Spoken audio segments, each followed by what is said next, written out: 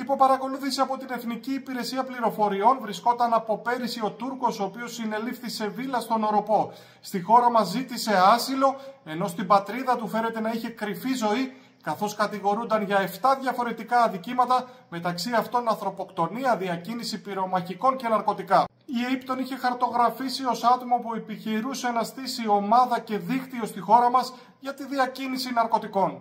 Ο ίδιος διήγαγε πολυτελή βίο, ενώ πολλοί αναρωτήθηκαν πώς έβρισκαν αυτά τα αυτοκίνητα. Από την έρευνα της αστυνομίας διαπιστώθηκε ότι τα έφεραν από τη Βουλγαρία μέσω μεταφορικών εταιριών. Τον περασμένο Δεκέμβριο, η Εθνική Υπηρεσία Πληροφοριών είχε σχηματίσει μια έκθεση που περιλάμβανε τα ονόματα 40 Τούρκων που φέρονταν να έχουν μετακομίσει στη χώρα μας και να είχαν σχέση με το οργανωμένο έγκλημα. Ανάμεσα στα ονόματα ήταν και αυτό του 30χρονου που συνελήφθη στον Οροπό. Οι μυστικές υπηρεσίες της Τουρκίας, η περίφημη ΜΙΤ, φέρεται να συνεργάζεται με την Εθνική Υπηρεσία Πληροφοριών και να διαβιβάζει στοιχεία για την παρουσία Τούρκων μαφιόζων στη χώρα μας. Μπορείτε να διαβάσετε τα αναλυτικά ρεπορτάζ του ειδήσεις.gr για τις εξελίξεις που αφορούν στην τουρκική μαφία.